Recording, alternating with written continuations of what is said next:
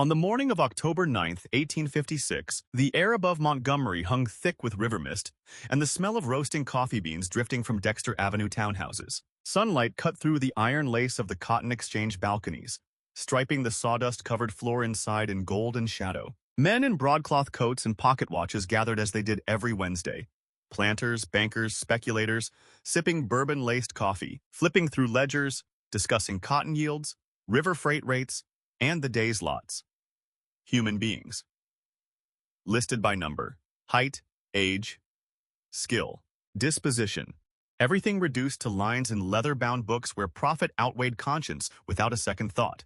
The auctioneer, Silas Whitmore, gravel-voiced, 51 years old, 8,000 sales behind him, stood at his podium, hammer in hand, calling lot after lot with mechanical precision. A field hand for $1,100. A blacksmith for $2,300. A nursemaid with 2 children attached. $900 total. Routine. Efficient. Soul-crushing. Then at 10:30, the side door creaked open. 3 men entered. Not planters, not brokers, dressed in plain wool, faces unreadable. Between them walked a woman. She wasn't led. She walked. 5 feet 7 inches tall. Unusual. Unignorable. Her gray dress was clean but worn at the cuffs. Her hair pulled back tightly, revealing a face that didn't belong on an auction block. High cheekbones, eyes dark and steady, fixed not on the crowd, not on the floor, but on something further, something ahead. And her hands. Ink-stained fingers, calluses on the pads of her index and middle fingers, the exact pattern left by hours of penwork. Not field labor, not scrubbing, writing. A murmur rose, then died just as quickly, like breath sucked back into lungs. Whitmore descended from his platform, spoke quietly with the escorts, glanced at papers. His face, hardened by decades of human commerce, flickered. Confusion, disbelief, then, unmistakably, fear. He climbed back up. In his left hand, a sealed envelope. His right hand trembled, just slightly, as he raised it for silence. "Gentlemen," he began, voice stripped of its usual swagger, "we have before us today a lot that requires special introduction." He paused, swallowed. "The woman you see has been designated property number 47. No name provided. Age estimated at 35. No documented history of fieldwork, house service, or conventional skilled trade." A voice cut through. "Then what's she worth?" "Whitmore, why waste our morning?" Whitmore didn't flinch, didn't bargain. "The opening bid," he said, "has been established at $8,000. Silence. Absolute. $8,000 could buy 2 prime blacksmiths, a full cotton press, a year's wages for a bank clerk, 10 times over. For a single, unnamed woman with no listed skills? Madness. But Whitmore didn't adjust. Instead, he broke the seal on the envelope and began to read. The seller provides the following sworn statement, executed before Judge Harrison Mitchell on October 4th. The property designated number 47 possesses knowledge of significant value to parties concerned with financial transactions, property ownership, and matters of personal reputation. Said knowledge has been verified through demonstration to 5 witnesses, identities confidential for their own protection. A new tension coiled in the room. Men leaned forward. The purchaser will receive, along with standard documentation, a private letter explaining the nature and extent of this knowledge, along with recommendations for its proper utilization. Questions erupted. What knowledge? Verified how? What's in the letter? But Whitmore raised a hand. The seller states that the property in question possesses complete and perfect recall of every document, ledger, letter, contract, promissory note, deed, will, and financial record she has ever observed. Her memory operates with precision equivalent to photographic reproduction. She can recite word for word, page for page, any text she has seen, regardless of complexity or length. Numerical calculations, account balances, transaction details, years later, tested extensively, found without error, without limitation. The room didn't erupt. It collapsed inward. Every man there understood instantly. In an economy built on paper, on credit notes signed in back rooms, on deeds with disputed boundaries, on wills rewritten in secret, a person who remembered everything wasn't property. She was a detonator. Whitmore kept reading, voice lower now, as if hoping the words might vanish if spoken quietly enough. During her years of service in various households and commercial establishments in Montgomery and surrounding counties, the property has been present during the preparation, review, and storage of thousands of documents, many believed private, confidential, secure. She has observed account books, personal correspondence, financial agreements, materials whose contents, if disclosed, would prove valuable beyond easy calculation. Now it was explicit. This wasn't about skill. This was about leverage. This was about men who'd whispered secrets over brandy while she poured, never guessing the servant was the archive. Chaos broke loose. Men shouted, some furious, some afraid, some hungry. Others backed toward the doors, faces pale, already calculating. Was I in the room when she saw that ledger? Did I sign that note in front of her? Whitmore waited, let the panic crest, then delivered the final line, the one that would be whispered in parlors for decades. The property will cooperate fully with her legal owner, providing any information requested, in complete and accurate detail. She has been conditioned to understand that her well-being depends entirely on her usefulness and discretion. The seller guarantees accuracy, accepts no responsibility for consequences arising from her owner's use of such information. He looked up. The opening bid remains $8,000. Do I hear $8,000? 10 seconds of dead air. Then, from the back, a steady voice. 8,000. James Delilah, cotton factor. 4 counties under his thumb. 9,000. Thomas Sheridan, merchant banker. Half the Black Belt's mortgages in his vault. What followed wasn't an auction. It was a siege. 10, 12, 15. Men who came to buy labor were now bidding against terror, against the certainty that if they didn't win, someone else would own the key to their ruin. At $18,000, only 5 remained, faces strained, eyes darting, sweat glistening on brows. Then, from near the sidewall, voice like cooled steel, 20,000. A man in a planter's hat, face shadowed, clothes expensive but anonymous. No hesitation, no calculation, just finality. One by one, the others dropped out. Relief, resignation, dread. Whitmore's hammer rose. Crack! Sold, to the gentleman against the wall, for $20,000. The winner stepped forward, late 40s, weathered face, soft hands, eyes that didn't blink. Men parted as he walked, not out of respect, out of instinct, like stepping back from a live wire. The transaction took 90 minutes. Bank drafts verified, ownership papers drafted in duplicate, witnesses signed, 5 of them, brought in silently, faces grim. All the while she stood on the block, motionless, eyes fixed on that invisible point beyond the crowd. Men tried to speak to her. What did you see in Judge Mitchell's study? Whose accounts did you memorize? What's in that letter? But she gave no sign she'd heard. No flinch, no glance. Just that same unnerving stillness, as if she were already somewhere else, watching the first domino fall. When the papers were signed, the buyer unlocked her iron cuffs. They dropped to the floor with a dull clang, leaving raw rings on her wrists. She didn't rub them. He handed her a folded shawl. She draped it over her shoulders, smooth, practiced, and walked beside him out the side door into the October light. They disappeared, leaving behind a room full of men who'd just witnessed the most expensive human transaction in Alabama history and knew deep in their bones that they hadn't just seen a sale. They'd seen the first spark of a fire that would burn down half their world. 3 days later, the questions began. Who was he? Where did he take her? What's he going to do with that knowledge? The bank confirmed the draft, drawn on an account under Marcus Webb, Timber Company, Northern Alabama. But the lumber mill had been shuttered for 2 years. No tax records, no property deeds, no Marcus Webb anywhere in Alabama. The 5 witnesses vanished. The judge's sealed document remained locked. No court would unseal it. And the 3 escorts, gone, like smoke. So people turned to her past. They dug. And what they found should have been impossible. Her name, or one of them, was Delilah. 7 owners in 15 years. Not unusual. But the type of owners, that was the pattern. The city's top attorney, she served tea in his office while he drafted wills riddled with loopholes. A cotton factor, she dusted his desk while he updated ledgers showing loans no planter could repay. A judge, She mended linens in his study as he pored over land surveys with boundary errors worth thousands. A merchant banker. She refilled glasses while men pledged plantations as collateral for gambling debts they'd never honor. In every home, the same report: quiet, efficient, forgettable. They spoke freely in front of her, left documents open.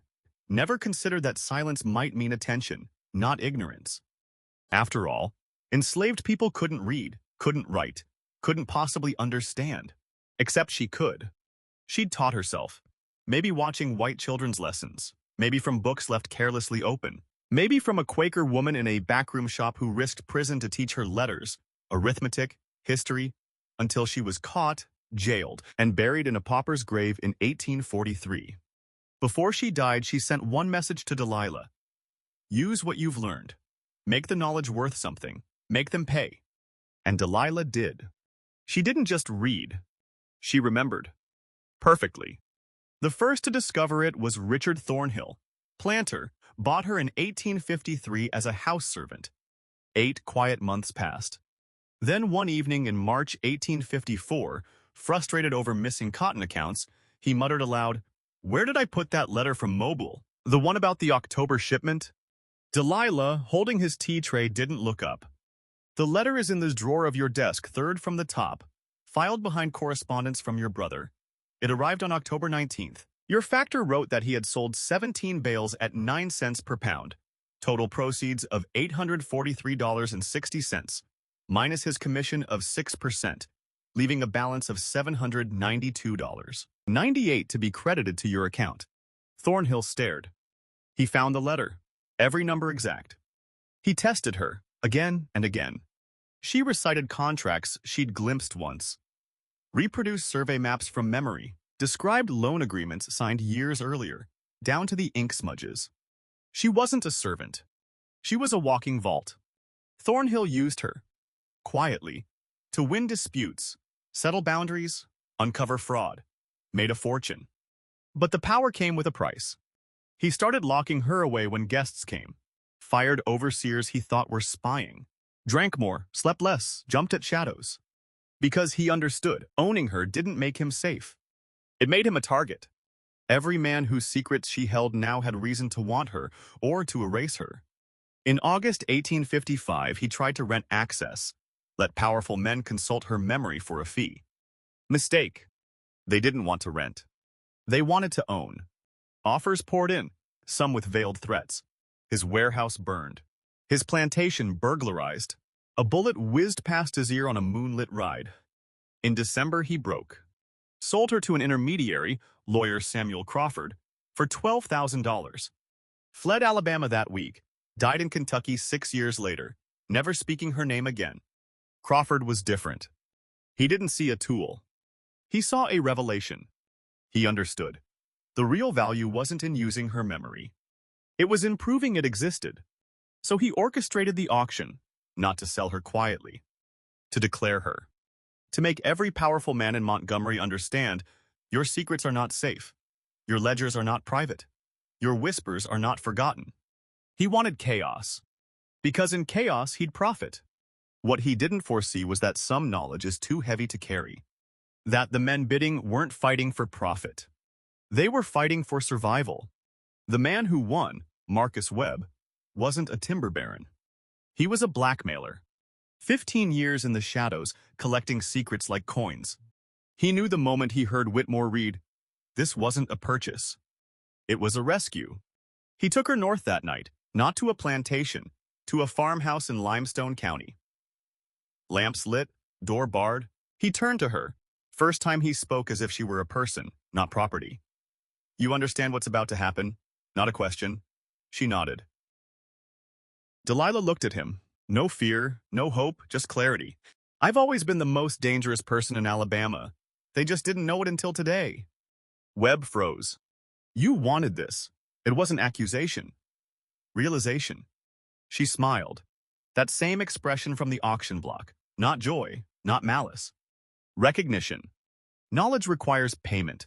They've been extracting value from me for 15 years, using my memory to settle their debts, confirm their claims, win their arguments, treating me like a tool.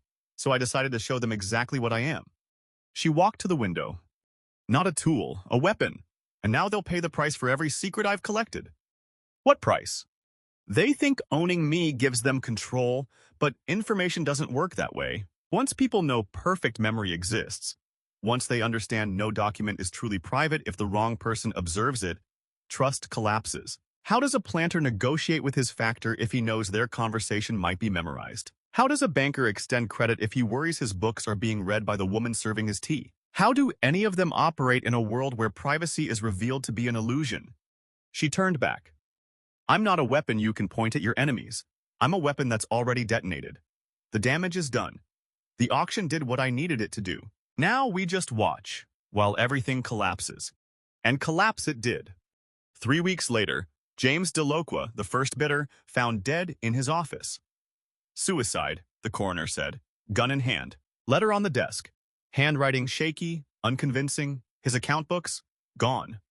November, Thomas Sheridan, the banker, fled in the dead of night, left wife, children, home. His bank discovered embezzlement, too perfectly documented, too convenient. December, William Crane, planter, carriage, accidentally overturned on a road he'd driven for 20 years.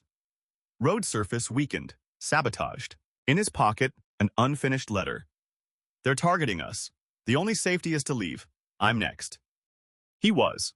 Marcus Webb and Delilah vanished. No trail, no sightings. Rumors exploded. Sold north, killed her. Did she kill him? The truth was quieter. More devastating. In 1864, as Sherman marched toward Atlanta, a woman appeared at Union Colonel Benjamin Hastings's camp. Mixed race, mid-40s, papers claiming freedom, slightly forged but functional. Name, Delilah Webb.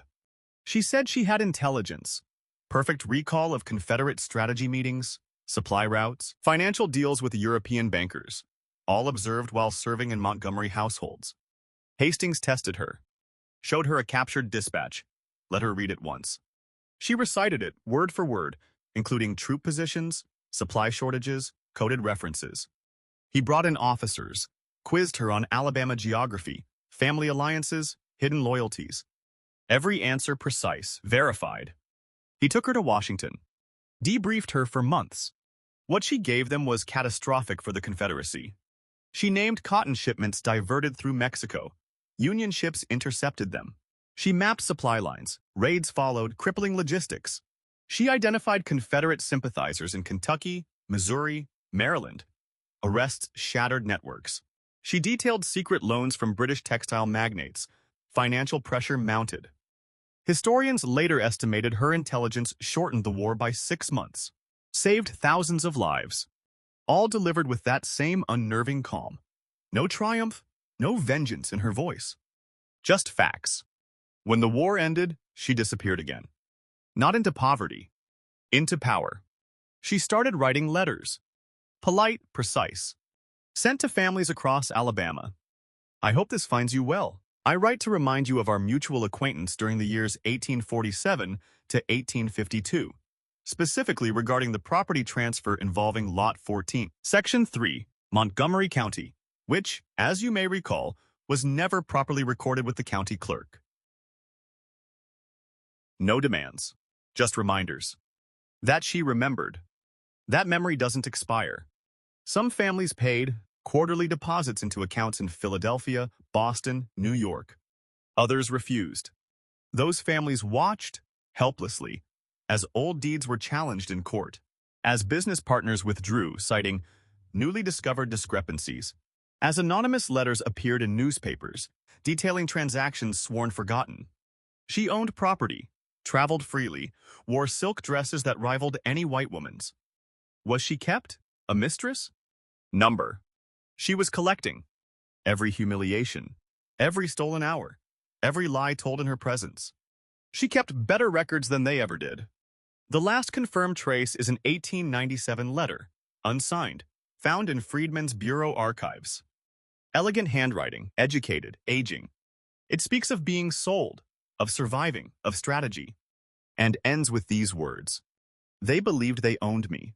They believed purchasing my body gave them rights to what my mind contained, but memory cannot be owned. Knowledge cannot be chained. I carried their secrets through decades of bondage. And when freedom finally came, those secrets became currency. I spent deliberately, carefully, extracting payment for every moment of being treated as less than human. Some call this revenge. I call it accounting. They kept ledgers tracking what they stole from me and millions like me. I simply kept better records, and I collected the debt they insisted didn't exist. The Cotton Exchange where she stood was torn down in 1931. No marker, no plaque. The auction records, if they survive, lie buried in courthouse basements, pages missing, files mislabeled, documents sealed. But memory persists. Not in monuments, in silence. In the spaces between lines and ledgers where something was erased. In the way certain families still won't speak her name. In the understanding, whispered but never forgotten, that the most dangerous person in the room isn't always the one holding the gavel. Sometimes it's the one standing perfectly still, watching, remembering, waiting. Because knowledge does require payment beyond gold. And the bill? It always comes due, with interest, collected by the woman they thought they owned, but who spent every second of her bondage, preparing for the day she'd finally balance the books.